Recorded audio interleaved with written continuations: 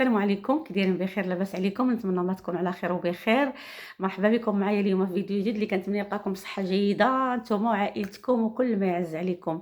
الموضوع ديال اليوم نزولا عند طلب المتتبعين ديالي، ودائما الفيديوهات ديالي مازال كنجاوب على الاسئله ديالكم. اليوم غادي نجاوب بعض الاخوان اللي خليو لي في التعليقات كيسولوني على كيقولوا لي عطينا شي حاجه اللي تخفف من الاعراض ديال القولون العصبي. وبما انني مريضه ديال جرثومه المعده واحد المده طويله، واللي سببت لي تقرحات في المعده وسببت لي التهابات مزمنه في المعده، هادشي كامل نتج عنه قولون عصبي. من بعد فاش عالجت المشكله ديال المعده والتقرحات ديال المعده بقاو عندي اعراض، مشيت عند الطبيب دار لي بزاف ديال التحاليل، قال لي بانني وليت لاباس الحمد لله، هاد المشاكل كلها ما بقاتش. قال لي راه عندك قولون عصبي. لهذا فانا بغيت نفسر في هذا الفيديو مزيان باش الناس يعرفوا واش عندهم قولون عصبي ولا عندهم مشاكل اخرى. فوقاش كنقولوا عندنا قولون عصبي؟ كنقولوا عندنا قولون عصبي ملي كنستبعدوا جميع الاستثناءات، يعني ما كيكونش عندنا جرثومه المعده، ما كنديروا التحاليل ديال جرثومه المعده، كنديروا التحاليل ديال الكبده، كنديروا التحاليل ديال المراره، ديال الامعاء.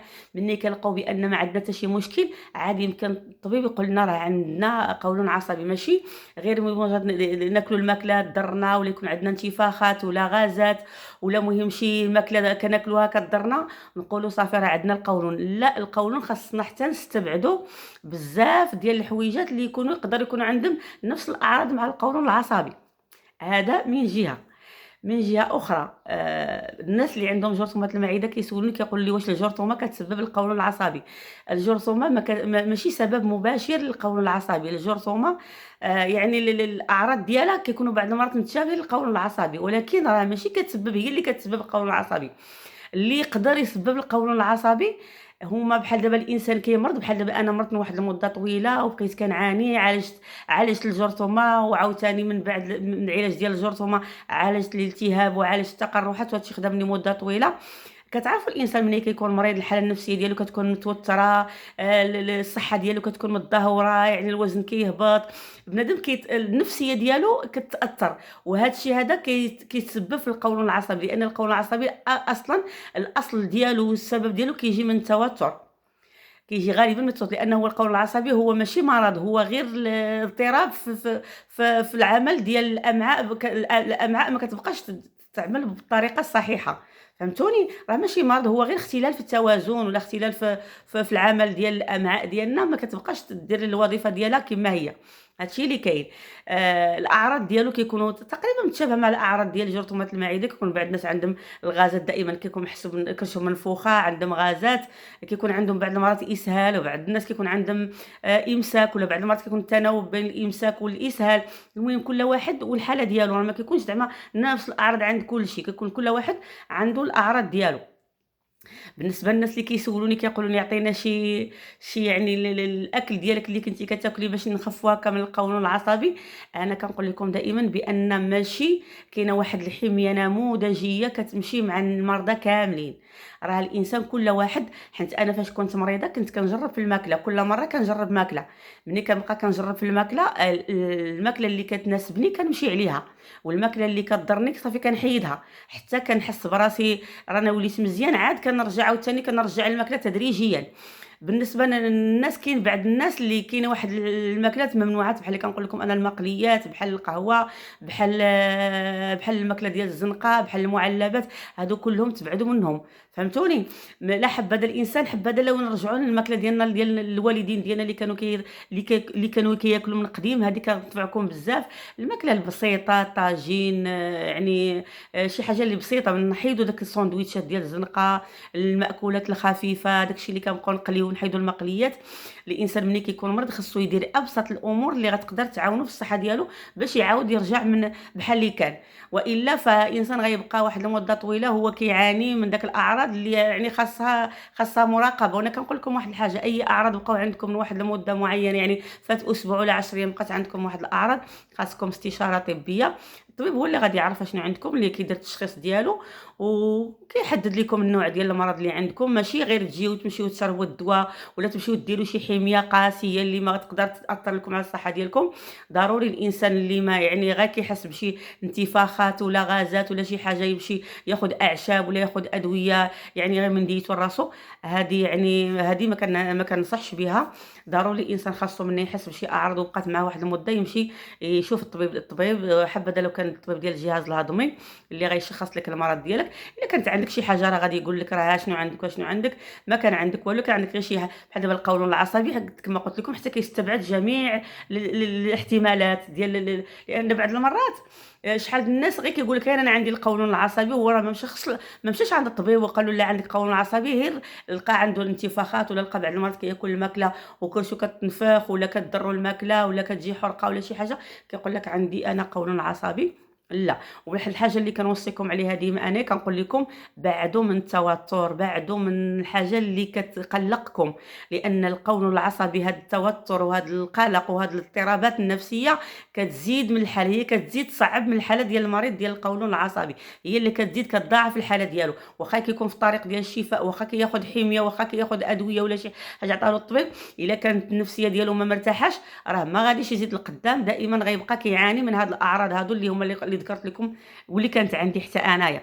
المشكله اللي غادي تسهل عليكم الامر كامل كنقول لكم انا غنعطيكم في الاخر ديال هذا الفيديو شي حويجات طبيعيه كنت كنعاون بها انا، ولكن راه ماشي علاج، هي غير حويجات كيخفوا علينا الاعراض اللي كتكون عندنا. غير كتخفف الاعراض، يعني ماشي كتعالجكم. ملي نقول لكم انا كناخذ واحد المشروب ولا واحد الاعشاب راني كنعالج بها، لا، راه حنا هي اللي كنخفوا الاعراض. اما اللي غيداويكم راه هي الطبيب، هي اللي يعني الانسان كيمشي عند الطبيب كيشخص المرض ديالو، الطبيب كيعطيك ادويه ولا كيعطيك نظام غذائي ولا المهم هو اللي غيعرف.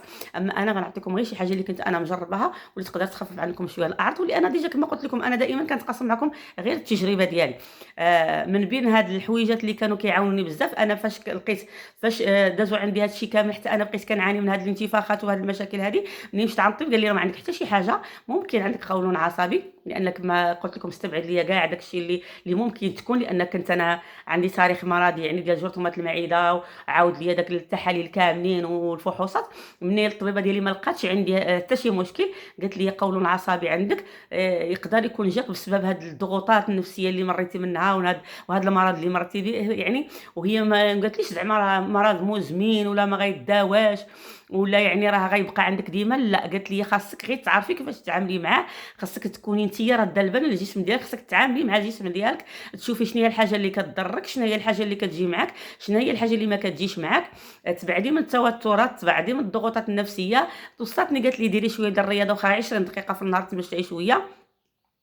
قالت لي يعني الحاجه اللي قدرت تخرجي تبقاي تسافري، بقاي تبدلي الجو، ما تبقايش عايشه غير في واحد النمط ديال الحياه كيتكرر يوميا، لان هادشي كيسبب ضغط نفسي. لان بعض المرات كنكونوا غير في الدار مع وليداتنا، ولا كيكون عندنا واحد النهار دوزنا واحد النهار يعني مع الدراري في الدار، ولا كيكون عندك اشغال ديال البيت دوزتي النهار كله ما جلستيش، هادشي كامل يقدر هو ياثر عليك. ضروري الانسان ملي كيكون خصو يلقى واحد الوقيته لراسو فين يرتاح شويه ويرد النفس ويتكا شويه ينعس، لان ملي كنعسوا بحال اللي كنردوا التوازن للجسم ديالنا وحتى النفسيه ديالنا كتنوض مرتاحه. ما نبقاوش حنا مرض وحنا كنتعبوا راسنا، حنا مرض وحنا كنتقلقوا، حنا مرض وحنا يعني حنا ما راضيش البال راسنا. هذه يعني هذا الشيء كيوقع فيه بزاف ديال الناس وما كيعرفوش المشكل منين كاين. هو بعض المرات كتكون شي حاجه بسيطه خصنا نديروها وما كنردوش ليها البال. المهم باش ما نطولش عليكم الفيديو، بالنسبه للاخوات اللي طلبوا مني شي وصفه اللي غادي نعطيها لكم تخفف عليكم الاعراض ديال القولون العصبي. انا ملي كنت مريضه كنت كناخذ البابونج في الليل، كناخذ في الليل وفي الصباح. ملي كنوض الصباح كناخذ كاس ديال البابونج. رانا ديجا سبق لي شرحت لكم شنو هي، وغادي تقدروا تعرفوا البابونج، كلشي كيعرفوا كيتباع عند العطار.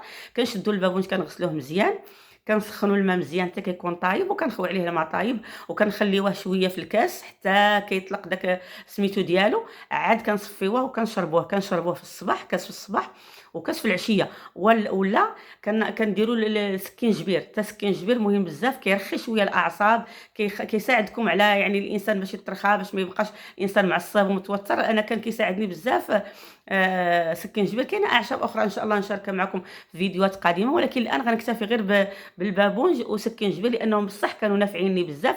والاكثر هو البابونج اللي باقى لي حد الان كنشربوا الاغلبيه انا كنشربوا في الليل ملي كنبغي ننعس، لانه كيساعد على الاسترخاء. ملي كتشربوا كتسترخيو وكتنعسوا مزيان في الليل، كتنعسوا دغيا، ما كيبقاش الانسان عنده النوم متقطع.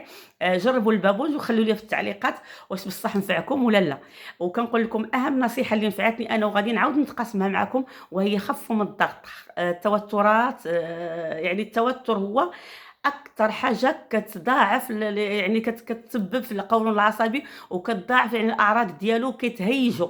فهمتوني؟ واخا تكونوا في طريق الشفاء ووقع لكم واحد توترتوا ولا ضغطتوا ولا بعض المرات غير كما قلت لكم كيكون عندكم شي مشكل هكا ولا شي حاجه كتغير عندكم النفسيه ديالكم، كتغير وكيسبب لكم هادشي في اعراض ديال القولون اللي كتكونوا ديجا وليتوا كترتاحوا منها وكترجع. لهذا فنصيحتي دائما بعدوا من التوترات، بعدوا من النقاشات الحاده، عيشوا حياتكم يعني ببساطه، نشدوها منين ما خففت، ما نحاولوش نصعبوا على راسنا الامور، ما نحاولش نصعبوا حياتنا، حيت الانسان فاش كيمرض عاد كيعرف بحق الصحه ديالو، عاد كيعرف القيمه ديال الصحه. يشوف بعض المرات كنسمعوا الناس مرض ولا كنسمعوا واحد عنده قولون عصبي، راه والله العظيم راه واحد المشكل كبير كيعانيو منه الناس. انا عندي بزاف ديال الناس تعرفت عليهم فاش هكا مرضت وكيعانيو من هذه المشكله، راه ولاو كيعانيو مساكن، عرفتي شنو، واحد المعاناه كبيره. وبالاخص الناس مساكن اللي ما كيعرفوش كيفاش يتعاملوا، ما كيردوش البال ان ابسط الامور كما قلت لكم اهم حاجه في هذا الشيء كامل وهو التوتر. ضروري تكونوا يعني النفسيه ديالكم مرتاحه لاي مرض. شوفوا راه التوتر هو السبب ديال الاغلبيه ديال الامراض. الناس اللي من الطبيعه ديالهم يعني النفسيه ديالهم ما مرتاحاش دائما كيتعرضوا لبزاف د الامراض، سواء كانت المعده، سواء كانت القولون العصبي، سواء كان بزاف ديال المشاكل كتسببها التوترات والضغوطات النفسيه اللي هي ولات كثيره بزاف، واللي حنا ما كنردوش ليها البال. بنادم كيبقى غادي، بنادم غير غادي حتى كيلقى راسو طاح في واحد المشكل وما كيعرفش يخرج منها. المهم كنتمنى ما نكونش طولت عليكم الفيديو، وكنتمنى ما نكون نسيت حتى شي حاجه، لان بصح هذا الموضوع هذا السؤال هذا كيتردد ليا بزاف في التعاليق، وبغيت نجاوب في الفيديو باش يستافدوا الناس كاملين، ما نبقاش نجاوب كل واحد بوحدو. بغيت ندير لكم فيديو على حسب التجربه ديالي. دائما كنقول لكم انا فقط كنتقاسم معكم التجربه ديالي بكل صراحه، وربي اللي كيشهد عليا. المهم ما نطولش عليكم، تبقاو على خير، وخليوا لي في التعليقات شنو هي المواضيع اللي بغيتو نهضر فيها. دائما كنعزل التعليقات الاكثر يعني اللي كيتردوا بزاف هما اللي كندير عليهم فيديو. خليوا لي في التعليقات شنو هما نوع الفيديوهات اللي بغيت ندير لكم، شنو هما الاسئله اللي كطرحوا عليا اللي غادي نهضر لكم عليها على حسب تجربتي الخاصه. شكرا لكم بزاف، وحتى الفيديو اخر ان شاء الله.